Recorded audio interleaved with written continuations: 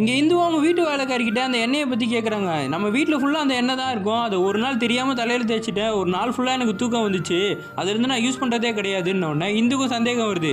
தலையில் தடவுற எண்ணெய் வாயில் குடிச்சா அது விஷமாக மாறுதான்னு சொல்லி அவங்க போயிட்டு அவங்க குழந்தைகிட்ட கேட்டுக்கிட்டு இருக்காங்க.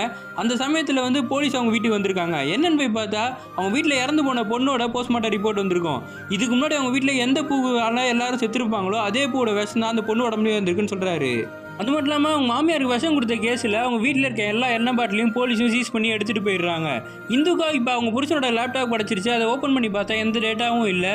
ஒரு மெக்கானிக்கு ஃபோன் பண்ணி இதில் இருக்க டேட்டாவெல்லாம் ரிகவர் பண்ணணும்னு சொல்லி பேசிக்கிட்டு இருக்காங்க. இந்துவோட நாத்தனாரும் அவங்க புருஷனும் பேசிக்கிட்டு இருக்காங்க. அவன் சொல்கிறான், அவங்க அம்மாவுக்கு உடம்பு முடியாமல் ஹாஸ்பிட்டலுக்கு நல்லதாக போச்சு, நம்ம வீட்டை விட்டு போக தேவையில்ல.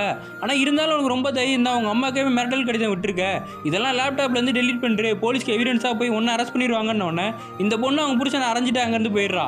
இவன் சொல்கிறான், இந்த வீட்டில் இருக்க எல்லாருக்குமே ஒரு நாள் முடிவு இருக்குன்னு சொல்லி. இதை கேட்டுட்டு இருந்த இந்து உள்ளே வராங்க. நீ எல்லா விஷயத்தையும் மறைச்சிக்கிட்டு தான் இருக்க. அன்றைக்கி பெரியமா பொண்ணு அடிப்பட்டு கீழே கிடந்தப்ப நீ பக்கத்தில் இருந்ததை நான் பார்த்தேன். நீ என்னைக்கு உண்மையை ஒத்துக்கிறேன்னு நான் பார்க்குறேன்னு சொல்லிட்டு இந்து போகிறாங்க.